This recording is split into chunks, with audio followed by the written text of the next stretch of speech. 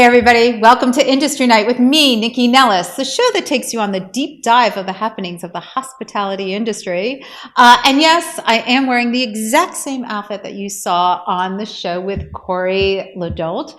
That's because I'm doing two shows here at the Wine Lair today, the gorgeous private wine club next to the Ritz-Carlton in downtown DC. This is my very last show at the Wine Lair. My residency finishes. I'm off for a couple weeks, going to travel in Europe for a bit, and then I'll be back with a brand new home. And I can't wait to share that with you when I do come back. So in the interim, hi, if you're new here, welcome to the show.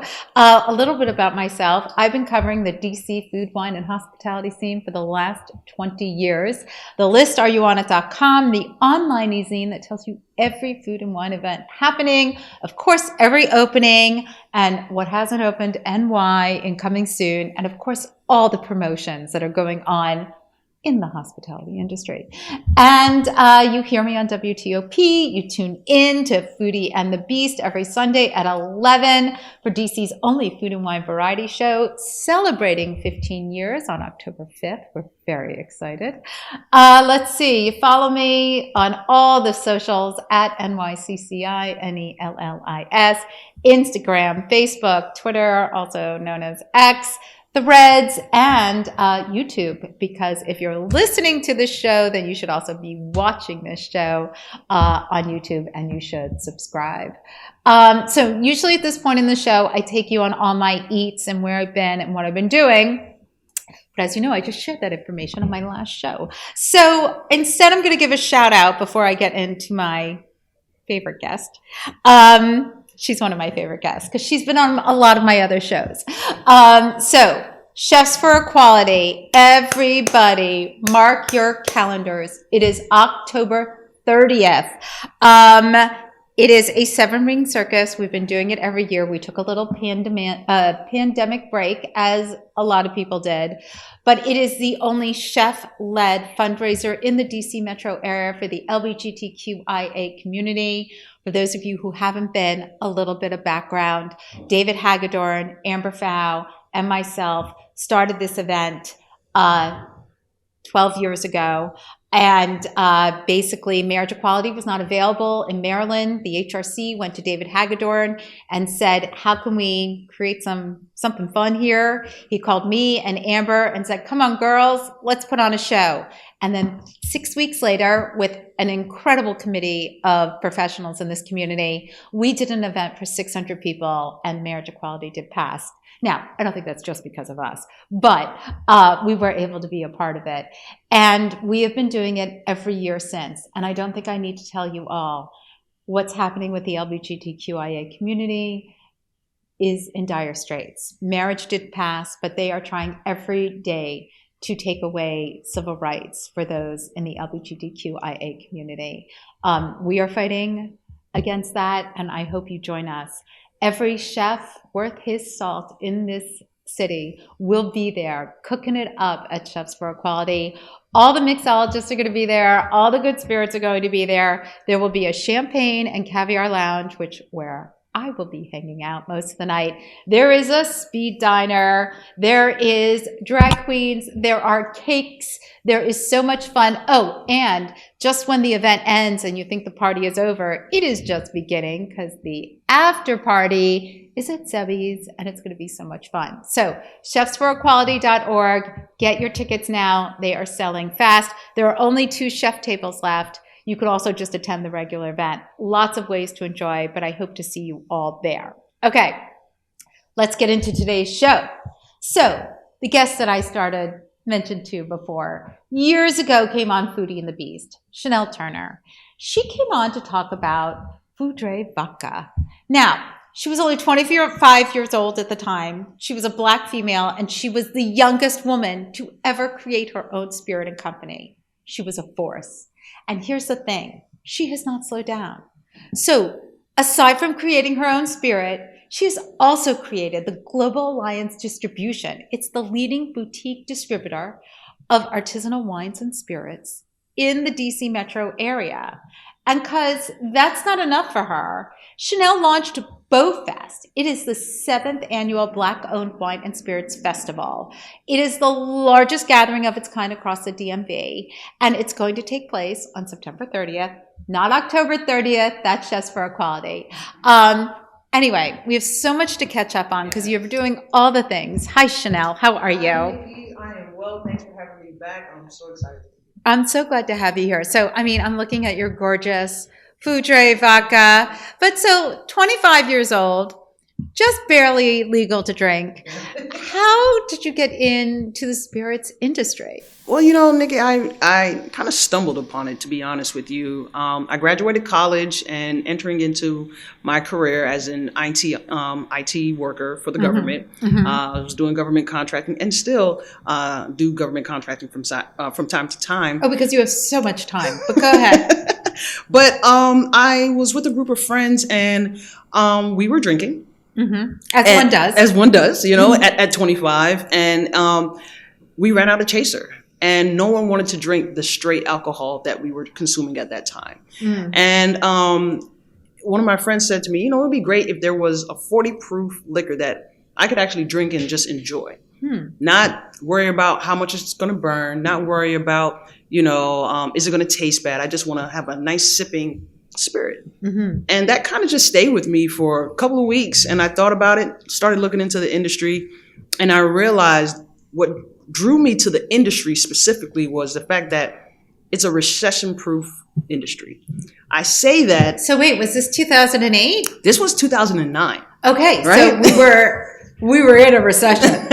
This was 2009, and I realized that what was going on in the world at that time, people were still drinking and people were still celebrating, and the sales of spirits were not affected by anything that was happening. That only showed itself to be true as we fast forward into the pandemic. Well, not only that, actually, if you think about it, like if you look back at 2008, so the laws had changed in the D.C. metro area about distilling, breweries, so I think breweries was more like 2005. I don't at me. I mean, but so we had breweries, beer being created in the D.C. market, Maryland, Virginia, like that was all starting.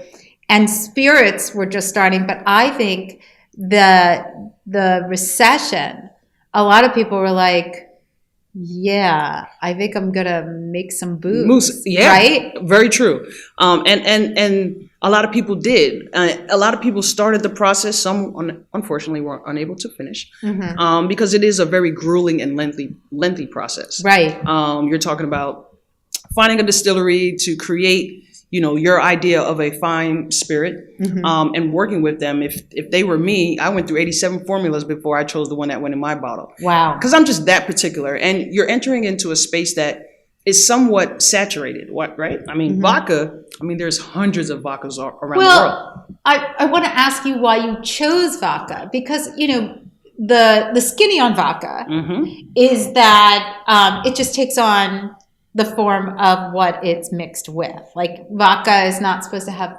flavor, right? Correct. It's just supposed to be alcohol. Pure, cleanse the palate. It's supposed to be tasteless, odorless. That's vodka. And the reason why I chose vodka is because vodka can be pretty much made out of anything. You know, when you look at some other spirits, and let's not even get into tequila today, but when you look at tequilas, Bourbons, you got whiskeys, tequila, so I know we're going to get into some tequila, but go ahead. No, but I mean, everything else required aging, and it took time. And I was more so looking at, well, in terms of making sure that I have product readily available, how quickly, you know, how much lead time does my distillery need to get me product? And planning purposes. And I realized that, you know, vodka is something you can make today and sell tomorrow, whereas everything else requires some time. And I just wanted to create something that was one, timeless, because vodka has been around forever, right? And two, create something that, to your point, it was the number one selling spirit in the industry at that time, and everyone, if you weren't drinking, you know, between Sex and the City with the Cosmos and things of that nature, you know, you were just out of the loop when it came to spirits. And so, okay, so what did you want the flavor profile of your vodka to be? Well, I wanted exactly what I said. I wanted a vodka that would be consumable neat or over ice in its raw form, right? I didn't want it to be mixed with anything. I wanted something that you can just enjoy over ice, and that's why we call it the over ice experience. Okay. So what is the flavor profile? So the flavor profile for Fou-Dre Vodka, it is infused with 4 fruits and a root. Those 4 fruits being pomegranate, the lychee fruit, lychee, depending on where you're from, right? Kiwi, lime are the 4 fruits, and then the root being ginger. So 4 fruits and a root. So all of these flavors are naturally infused into the vodka, creating Fou-Dre. Okay, Yeah. I love that. Yes. And so, I mean, if you're watching and you're not just listening, but you need to see the architectural design of the bottle. Yes. Because I've never seen ever, since or again, right, anything that looks like your bottle. This Very true. is a piece of artwork. It is. So talk to me about the packaging. The packaging was another thing that took a lot of time, and we wanted to make sure that we created something that was very unique, very different. What we realized in the industry when I first started was when you look at the shelf in the liquor stores, the restaurants, bars, of course, they categorize all spirits together. And what I didn't want to happen was when you look at most vodka bottles, they're clear round bottles with a different label on them for the most part. And what I didn't want to be was just another bottle on the shelf. I didn't want to get lost in the sauce. And I wanted something that, if you're going to stick me with all the vodkas, right, let me create something that will stand apart from all the vodkas. And sure enough, I came up with this lightning bolt bottle. Fou-Dre is a play on the French word for lightning. The bottle itself is, the glass is manufactured in France. It is dyed in organic ink. It's made of 100% recyclable glass. So it's eco-friendly. It is just a very unique decanter, so to speak. It is a decanter. I love that. It is. It's beautiful. And so how was it received initially when you first brought it out? Because this is almost like before flavored vodkas. It's totally before the seltzers and all that stuff. Yes. I mean, you're so ahead of the time here. Yes. Right? I mean, initially it was, I had a hard time initially. People don't want to open it because it's so gorgeous, right? It's like, well, I want something that I feel comfortable flipping around the bar and it's easy to use, and I just want to line my bar with these. And so that was the response I was getting. I also got some response That must have been disappointing. It You was. must have been like, but it's so pretty. You should open it. Right. Another response I got was it was a very tall bottle. But outside of that, what they did like about it is like it was made for a top shelf. Right, so it wasn't made to be placed on anybody's middle bottom shelf. It was made to be placed on the top shelf. But the positive was always the juice. Right, the packaging it just complements what's on the inside, and so everything that I heard as it relates to the packaging when we talked about the juice, they were like, well. It works. It works. Okay. It's everything we need it to be. It's a if I do want to mix it, it's a one mixer type of vodka. I don't have to mix it with a bunch of different things. I can throw some seltzer and lime on it, tonic if I want. I don't have to do much. So do you just drink it and sip it? I sip it. Can we straight. have some? Can we course, sip it? yes. Okay. Yeah. I definitely want to. I mean, I have some at home, but you know, like you forget. Yeah. You know what I mean? It is definitely a sipping vodka. So Okay. Oh, and I got ice. Look at that. Thank you, Chanel. Okay. So you get this out. It's in public. Yes. You're now in the spirit. Now you're in this new world, Now right? I'm in Like this you were new in the world. IT, and now you're doing spirits. Yes. So see, you don't need the top You don't. on there No. if you want to put it behind the bar and you're worried about the height. But I hear what's happening. Yes. Okay, so what did you see that was happening out in the spirit world? What were you finding? Because it was all new for you. Definitely. You didn't have a mentor. There was nobody like holding your hand being, Nope. Chanel, let me help you out with This was me figuring it out as I kind of went along. Mhm. What I realized early on was That was representation. Thank you. Yes, Thank you. representation. So entering many different conventions, expos, I realized I was not only the only woman, I was the only African American woman in the room, and that can be a little discerning, a little But wait, disheartening. did you get a distributor? Like, can we back up for one Sure, sec? sure. So when you created your product, Yes. I've discussed this on the show before. Yes. And I know it all depends on where you live and that all the laws are different everywhere. And who you know. Right, also. But so how did you get this? Because you To can't market. you can't just walk into a bar no. and be like, carry my liquor. Yes. So how did that happen? Okay. So obviously you have to take necessary steps. So you create a product. Now you have a finished product, that's good. right? A finished product ready for market. Now, the hardest thing is now finding a distributor that would like to take on your product. Because without a distributor, there's no way you can sell your product to A, consumers, or B, retailers. Right. Right? So you have to, there's so much red tape that you have to go through. And they call it the 3-tier distribution system, right? So you have the manufacturer, brand owner, you have the distributor, and then you have the retailer. Okay. Texas has a 4-tier, and so that's a whole nother, every state has their own laws. But okay. And so here I am as a manufacturer, brand owner, now trying to get my product to market. Now I have to sell it to these distributors in the sense of why this vodka would be a great vodka amongst their 100 vodkas that they have in their portfolio. And so that had its challenges because as a new product on the market, of course, I have no notoriety, right? I'm new. And so a lot of distribution companies were saying, hey, you know, in order for us to pick you up, you're going to need X amount of marketing dollars. And I'm like, man, I just spent all this money creating this product. Where are you supposed to get it from? And I did find a small distributor here in Maryland that decided to give us a chance and pick up our product.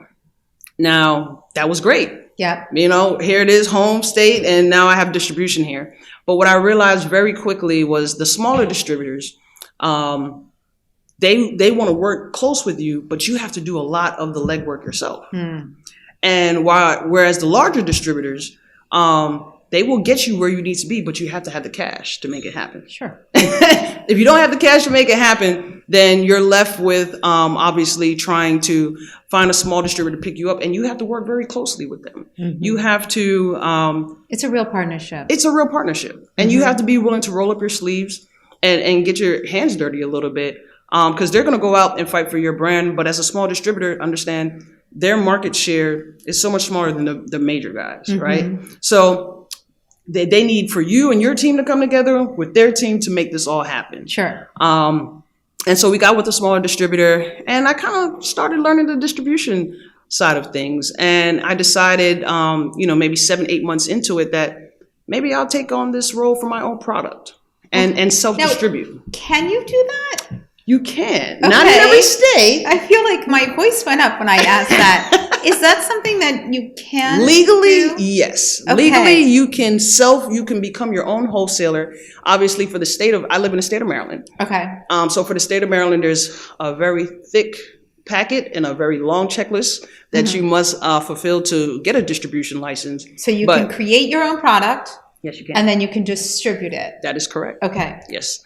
And so I met the criteria for the state of Maryland.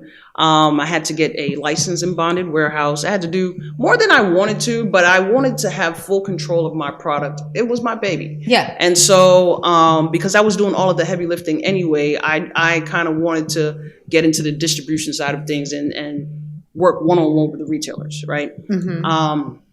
So I did just that, and that was a very interesting space to enter in. I'll say that, because now I can negotiate my own pricing, right?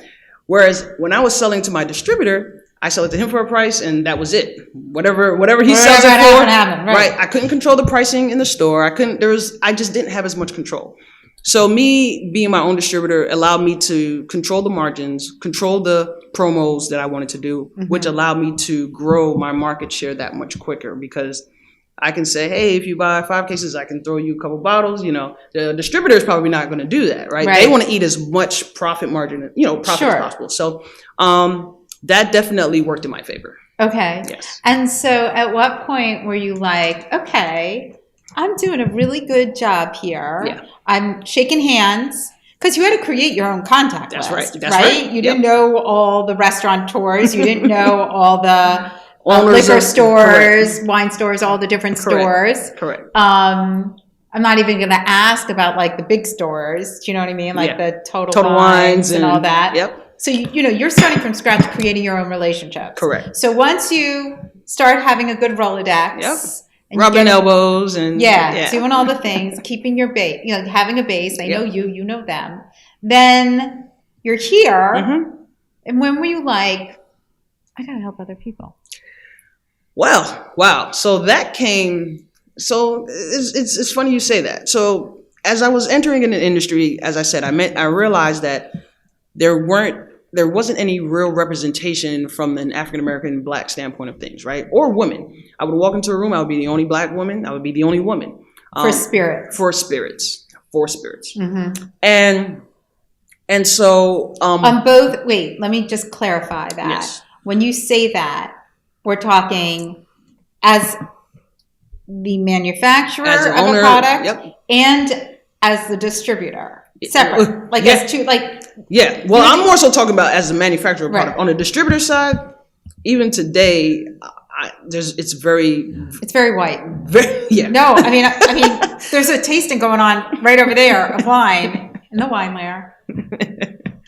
I mean, it's the nature of the beast at the moment. It is what it is. And so there are very few Black distributors in the industry, period, much less in the state of Maryland. Okay. But I say all that to say, Black Wall Street did an article on the 15 best Black-owned wine and spirits you should know about. And so I'm reading the article because I'm like, man, I didn't know of any others, right?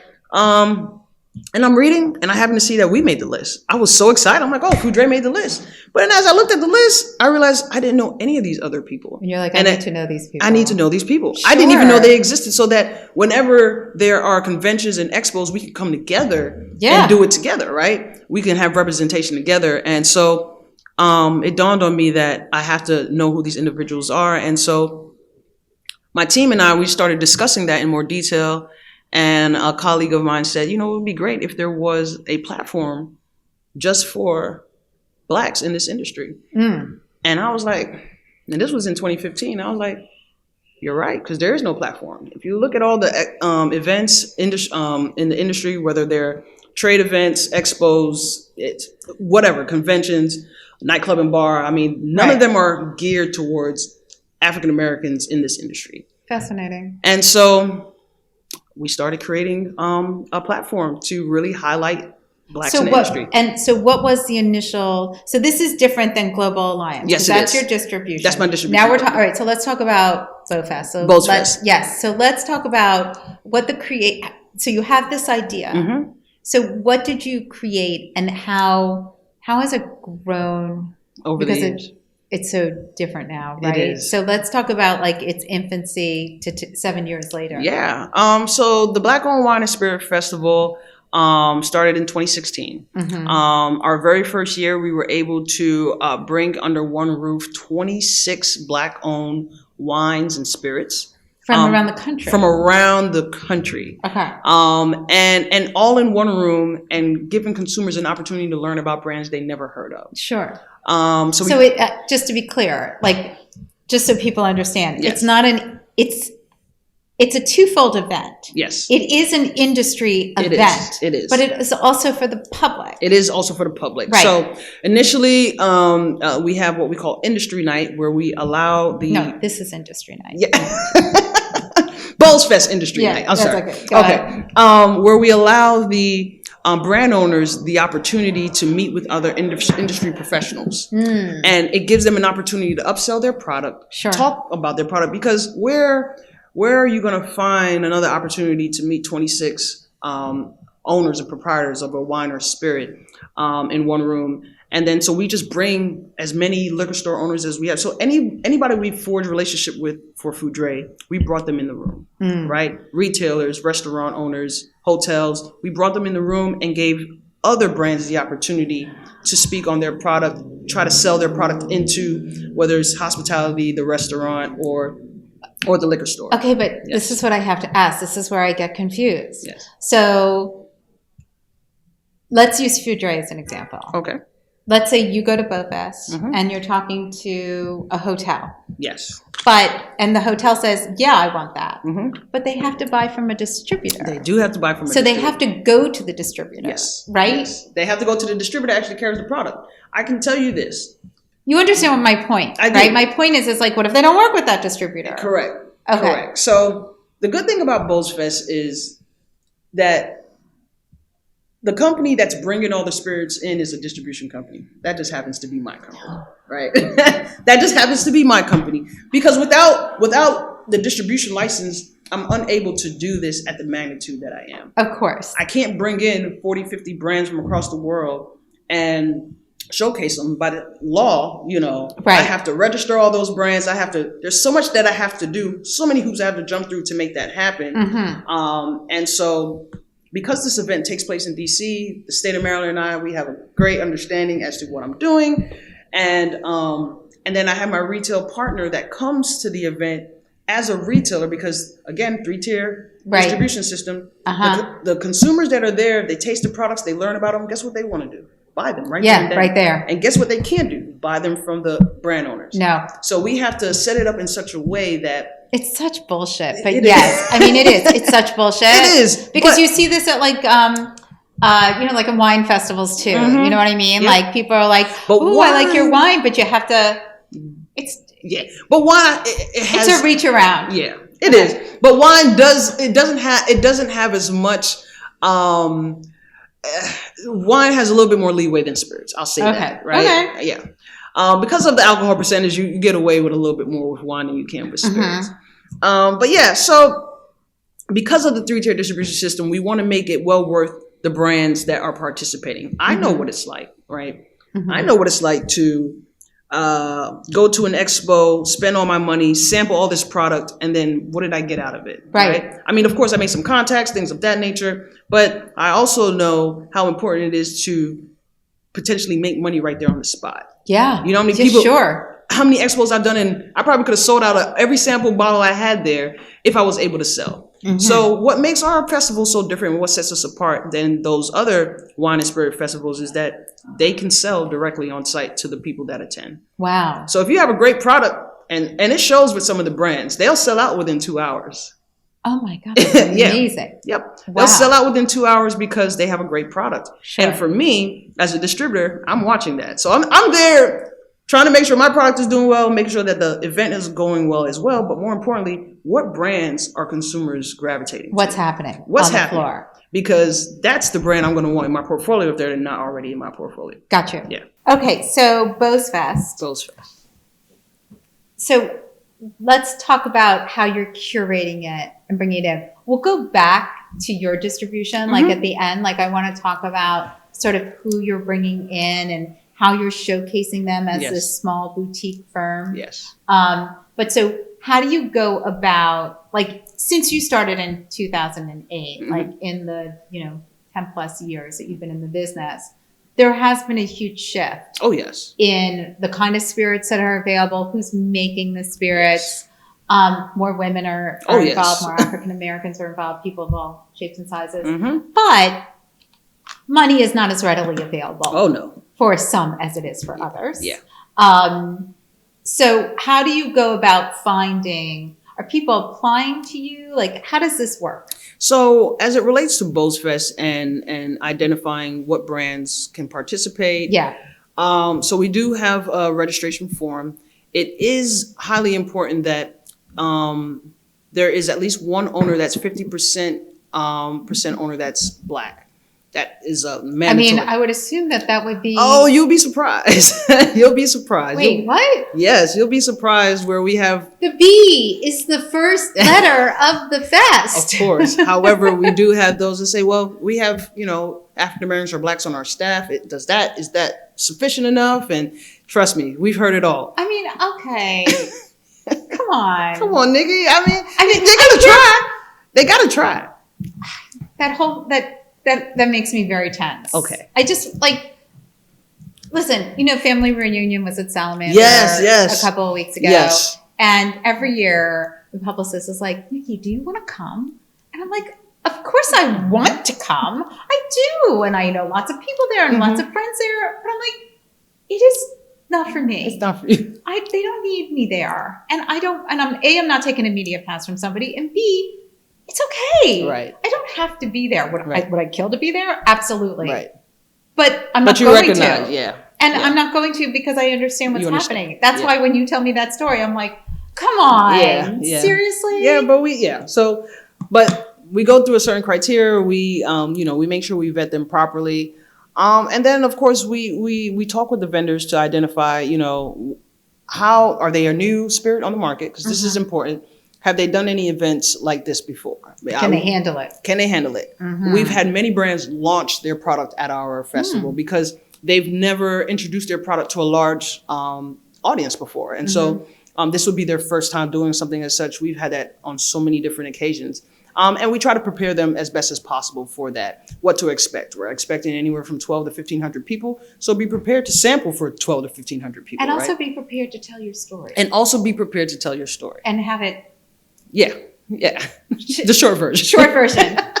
The short version, because you have a lot of people there, and a lot of people are going to want to hear it, but you want to make sure that you're not saturating too many people's times. If that makes sense. So So okay, you brought in 3 today. Can we look at these bottles and tell me what you brought in? Yes. So this is just some of the brands. These are just some of the brands from my distribution profile. We have Tusk. And so Tusk is a hemp infused rum and a hemp infused vodka. Wait, what? So is this? It's a vodka and a rum? No, or no. This is just the rum. They have a vodka as well, but they're hemp infused. They're black owned. Okay. They actually grow their hemp in Virginia on their own land. Okay. So they're actually growing their own hemp. Can we taste it? Yes. Sure. Yes.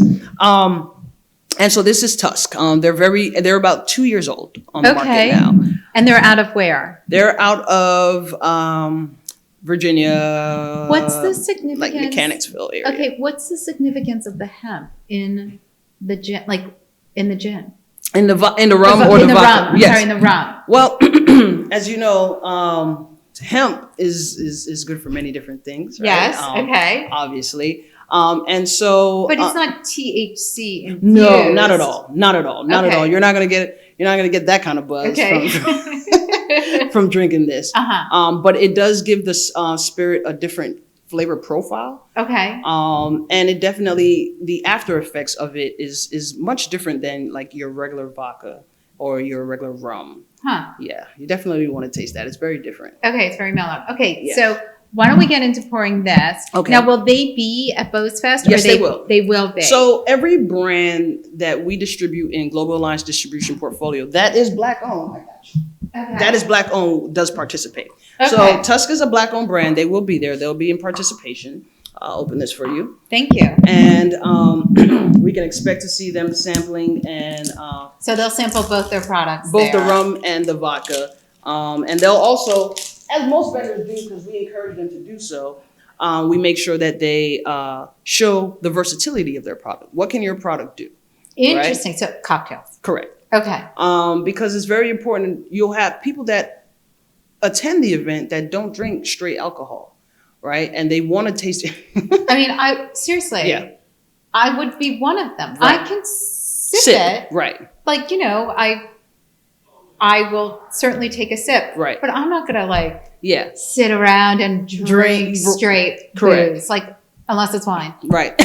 That's my mom. But no, seriously. And so you'll have people, even when we do tastings at a liquor store, if there's no cocktail there, a person will say, "Oh, I'm okay." And if we'll say, "But try it in a cocktail," and they try it in a cocktail, it's like, "Oh, that's really good." Right. And then they buy the bottle. And so it's the same concept at the festival. It's I feel like you are, to me, a really incredible mentor. Yes. Or business coach or something. I don't know. I need the right word for you because you went through it on your own. Mm-hmm. So you're able to say to, listen, you went through it on your own and, just like when you brought it to a bar and the guy was like, yeah, it's beautiful, but it's too tall. Yeah. Or it's, or it's beautiful, but I don't want to, like, all your blood, sweat, and tears. Thank you. Yes. All your blood, sweat, and tears, like hearing that, it's not criticism. Right. It's constructive. It's constructive. But the first time you hear it, you're like, oh my God. Or this is what I'm doing. Yes. Like, do you know what I mean? But it gives you tough skin. Right. But it allows you to give them a yellow brick road and be like, don't do this. Not everybody's going to love everything you're doing. Yep. it's okay. Mm-hmm. You can stick to your tenets on some things. Right. But at the end of the day, you want to sell your product. Yep. So you're giving them so much information. The nuggets, which are like everything that I went through, right? As it relates to all the pitfalls that I kind of fell into. Mm-hmm. A lot of the brands that I either distribute or I've mentored, I've tried to help them avoid those pitfalls, right? This is an industry that is, you'll pay to learn, literally.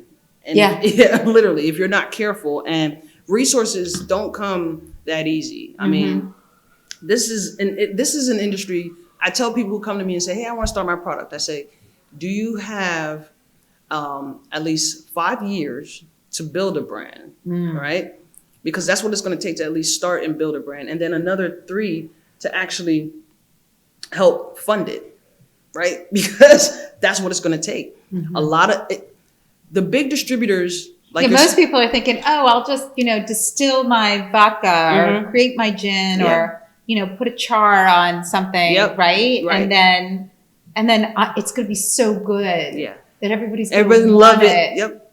Right? Yep. I've had brands that started after me and didn't last 2-3 years because they came into this industry with the wrong mind frame. They came into this industry thinking they're going to make a lot of money. This is not an industry that you make a lot of money unless you have the resources to make that money. Right. Unless you know the people to make that money. Right. This is a people industry. Right. You can get by with having little resources if you have the right connections. Because the right connections will get you where you need to be.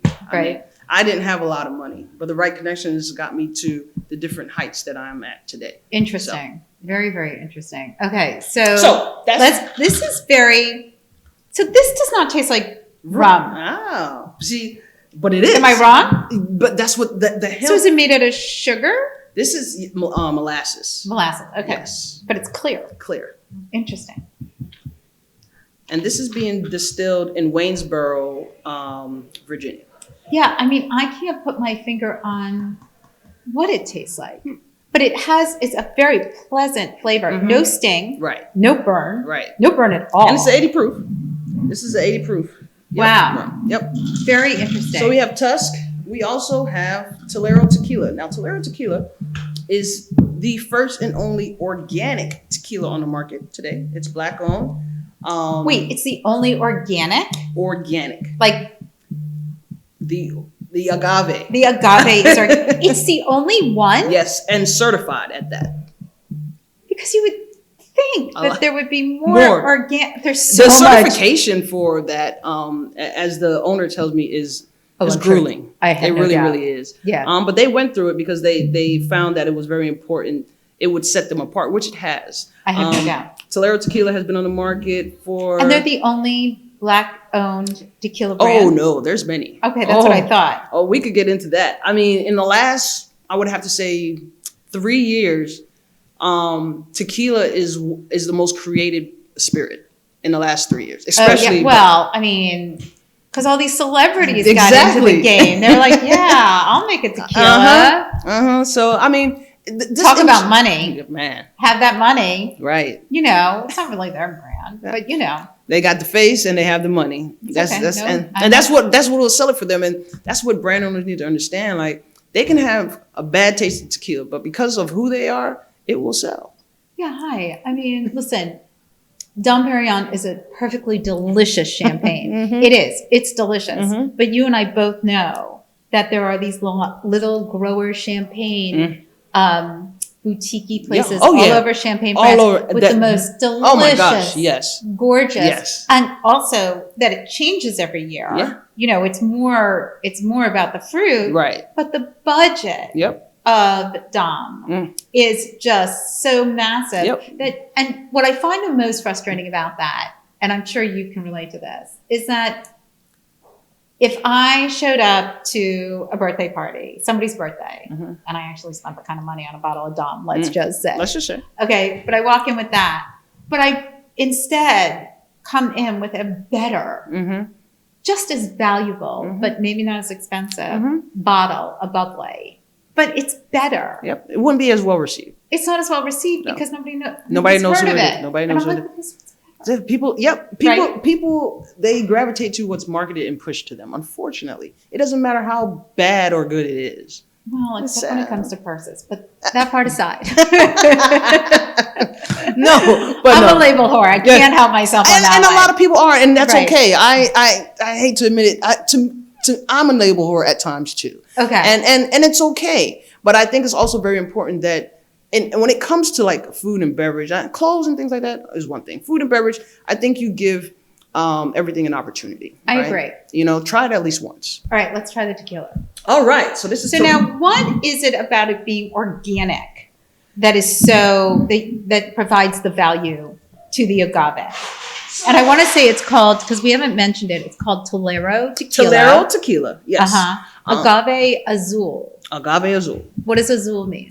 Azul being blue. Blue, that's what I thought. Yeah, blue agave. Blue agave. 100% blue agave. Now this, where not a lot of tequila, this is made in Jalisco, and which the agave that's grown in Jalisco is a lot different than the agave that's grown, say, in I can't think of the other area, but I know what you're talking about. So because it's in a higher altitude, it has a different flavor profile. It's a lot different. This is actually one. I am not a Casamigos fan, and it's not because, you know, I carry all these different brands. I have 6 tequilas in my portfolio. Okay. Right? And this by far is my favorite. Okay, that's right. I'm going to try it. This by far is my favorite. Okay. And price point wise, see, and this is what we're talking about. Tolero Tequila price point wise is very comparable. Very, very comparable. Okay. Yes. Interesting. So this will also be at the festival. Yes. All right. This is also Black owned, and they're HU graduates. Howard. Oh. Yes. Oh my God, isn't that fun? Nigga, tasting today. What is your spirit of choice? Wine. Spirit of choice. If you had to drink a spirit, if you were someone, I'll be honest with you. None. No, it's not none. I am very adaptable. Okay. This is delicious. Yes. I love the tequila. The hemp one, I'd have to, like, that one would have to be in a cocktail. But if you've listened to the show or heard me talk about cocktails before, people pour me cocktails all the time. Yes. And I have had ones that I'm like, oh, this is delicious. Yes. I have others where I'm like, my biggest complaint about cocktails is the sugar content. Yes. I like a very clean cocktail. I don't mind a little bit of spice. Yeah. Okay. I really don't. I love and so I don't mind. I like brown liquor. I like all the liquors. Okay. So none of the liquors are bad for me. Okay. I just don't. I'm not a gin person, so. You're not? No. So I don't mind gin. Okay. I actually really like it. Those junipers get to you. Yeah. So I think it just depends. I like all of it. It's really about the balance of the cocktail. Yeah. Okay. So it's not my go-to, but when someone pours me one and it's good, I'm like, doesn't matter what the spirit is, as long as it's good. As long as it's good. For me, the biggest issue is that I'm a really fast drinker. Oh. I consume things quickly. Ooh, so when it comes to cocktails, gotta slow down. This girl's got to be careful. Yeah, you gotta slow because down. she'll be on the floor of the bathroom later that night. But wine, you can sip all day.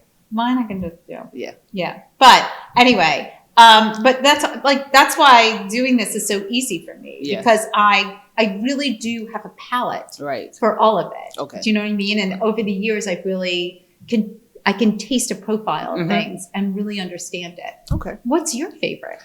Actually, so while I did create a vodka, my spirit of choice, I would have to say the last 5 to 6 years has been bourbon and whiskey. I've been getting brown liquor.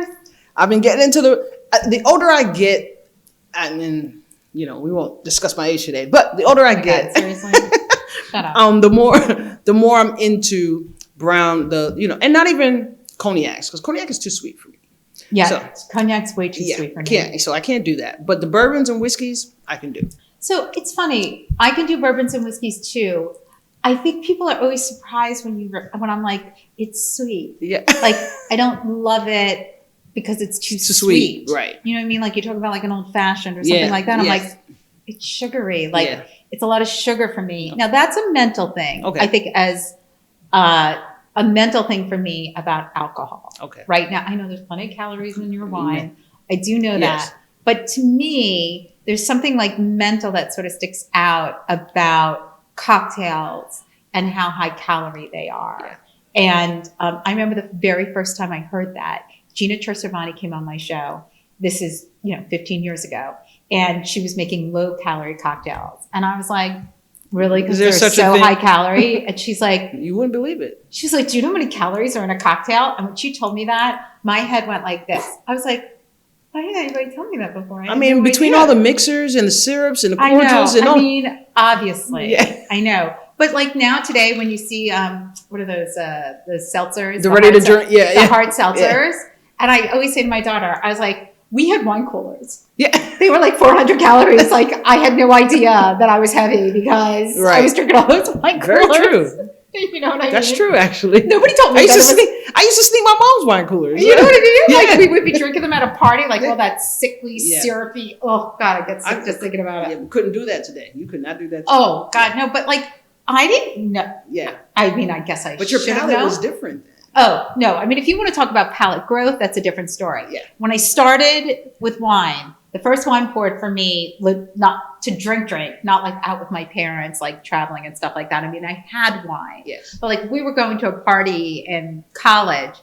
We were pouring White Zinfandel. Oh boy. Oh, I know. But you got to start somewhere. Nothing against anybody. Nothing. Listen, there's lots of people who drink that shit. But honestly, over the years, like your palate grows. And I don't think it's an age thing. I think your palate gets educated. Okay. And the taste change over the years. Like you're drinking bourbon. Very true. Right? That's true. You started with vodka. That's right. And you started with a vodka with a flavored vodka. Correct. Like this to me is like a starter. Yeah. Do you know what I mean? Yeah. It's delicious. Yeah. And I see why at 25 you wanted it. Right. But I also see now why 10 plus years later, you're like, I'll take that whiskey. Yeah. Yep. Do you know what I mean? And it's usually neat. Yeah. I don't like sugary fancy cocktails. It's just not my thing. No, me either. Yeah. I hear you on that. Okay, so let's give the hard details on the festival. Hard details on the festival. So this year we try to, this year we're at the Navy Yard. Mm-hmm. So we're at Capitol Turnaround, which is a gorgeous venue. If you've never been there before, it's off of 700 and M Street. Okay. September 30th from 2 to 7 p.m. Doors open for industry at 1 p.m. So any liquor store owners, food and beverage managers, anybody who's a decision maker. Get your tushies there. If you head to BOWSFest.com, you can just register. It's free for industry because we want them to come. We want them to be a part of the event. Sure. They can just register themselves and they can show up at 1 p.m. The doors open for them at 1 and 2 for general. Okay, great. Yes. And then for Global Alliance Distribution. Yes. If people are, because it's not, you don't just feature Black owned. No. So I have many other brands. One of my newest, I'll say new because it's been over the past 3 years, is a new vodka we have called Wisher. Wisher vodka is a vodka made from beets, which is very different. Oh, I bet. Yes, very different. And the taste is phenomenal. I was shocked when I tried it. Okay. And so it's two sisters, twins. They're from like Gaithersburg area. They're local. Right. And they wanted to create a vodka because one of the sister has a serious allergy to gluten, to pretty much everything. It's a gluten-free vodka. It is a gluten-free vodka. It is everything vodka. It doesn't have pretty much nothing in it. Wow. So that's one of our newest products that's doing very well. Okay. We have another tequila called La Leyenda. They're based out of California, and they're up there with your Casamigos. Okay. And they do very well. Cool. We just have many other brands. Wines, we don't only sell spirits, we sell wines. Right. The only thing we don't have as of yet, and I would love to get in our portfolio at some point, is beer. Beer is not something we've carried in our portfolio to date, and but I definitely I'm seeing a lot more African Americans getting into the beer space, in the craft beer space. That's true. And I would love to work with anyone. Excellent. Yeah. I love that. All right. Well, listen, I am so thrilled to see you Yes. and to sit and chat and drink with you, Yeah, as always. as always. Tell everybody, please, where they can find you on Instagram, Yes. where they can find the info again on the festival, and if they've got a product, how they get in front of you. All right. So for the festival, it'll be BOWSFest at BOWSFest or BOWSFest.com. For Global Alliance, it's globalalliancedistribution.com or Global Alliance on Instagram and Facebook. You can always reach me, Chanel at CEO_FD on Instagram, or just Chanel Turner on Facebook. Look forward to seeing everybody this September 30th, 2 to 7. Excellent. Yes. Thank you so much. Thank you. I'm just going to wrap it up. And I want to thank you all for joining me today. I am going to be out of town for a couple of weeks, but you won't really miss me because I've done so much content. You guys will be like totally in it. But it is my last show at the Wineware for now. And I can't wait to see you in a few weeks at my newest location. So everybody, there's so much going on out there, not just this festival, which sounds amazing, but so many other food and wine events are happening all over the D.C. metro area. It is insane out there. Go to the listareyoonit.com. You'll see all the events. You'll see everything you heard about here and more. Tune in to Foodie and the Beast. There'll be some oldies but goodies airing every Sunday on 1500. Or you can download. Check out YouTube. Don't forget to subscribe. And if you have any questions about today's show or any of the shows, you just reach out to me on any of the platforms at NYCCI, NELLIS, and I'm happy to answer your questions. So lots of good eating, lots of good drinking. It's all there for you to do. Be safe and have a delicious week.